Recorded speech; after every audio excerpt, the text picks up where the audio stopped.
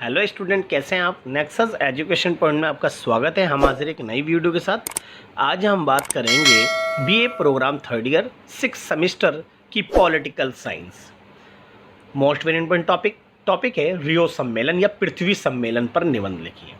तो रियो सम्मेलन होता क्या है, चलिए उसके ऊपर बात करते हैं। रियो भू शिखर सम्मेलन 1992 में ब्राज़ील के रियो डी जेनेरो में पर्यावरण एवं विकास का संयुक्त राष्ट्र सम्मेलन आयोजित किया गया।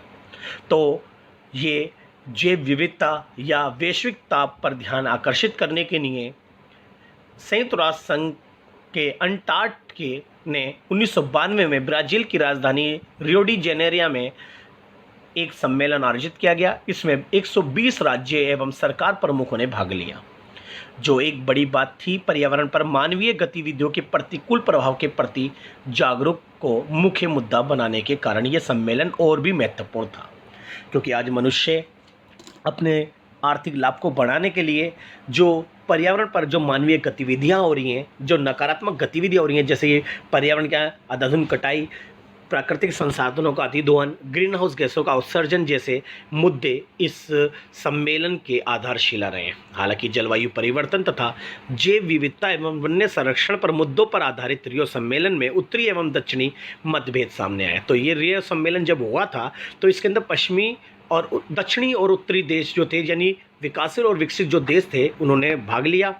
तो इस सम्मेलन में एक बात सामने आई कि जो विकसित देश हैं उनके विचार पर्यावरण को लेकर अलग हैं, और जबकि विकासशील देशों के विचार अलग हैं। यानी विकसित और विकासशील देशों के दोनों के अलग अलग विचार सामने आए, और इसके साथ ही इनके अंदर जो मतभेद था वो भी सामने उभर कर आया।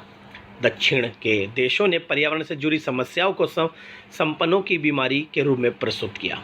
रियो सम्मेलन में भी पर्यावरणीय मुद्दों पर 40 अध्यायों वाले दस्तावेज कार्यसूची 21वीं शताब्दी के लिए विकास संबंधी अनेक क्षेत्रों के कार्यों की अंतिम रूप से रेखा प्रस्तुत की गई।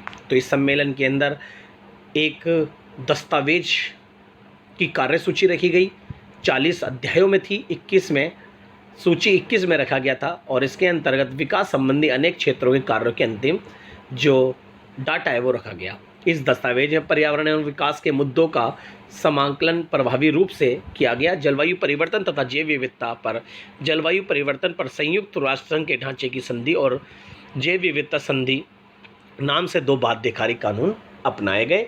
और इस सम्मेलन में के जो परिणाम है वो निम्नलिखित हैं। बात करते हैं रियो सम्मेलन के परिणाम और प्रभाव।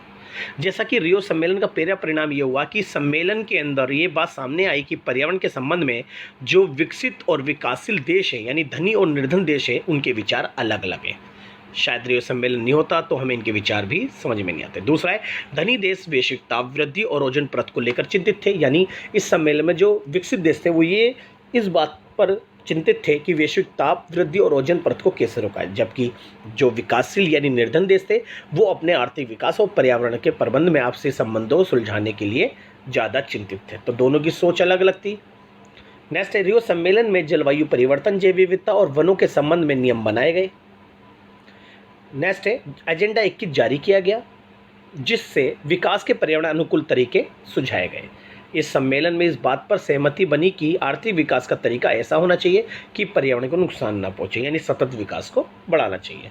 नेक्स्ट है, अंतर्राष्ट्रीय पर्यावरण कानून का निर्माण विकासशील देशों के हितों को ध्यान में रखकर किया गया, और इसके अंतर्गत जितने भी नियम बनाए गए वो विकासशील देशों के हितों को ध्यान में रखकर बनाए गए। तो ये रियो सम्मेलन उसके परिणाम थे। इसको अच्छे से कर लीजिएगा।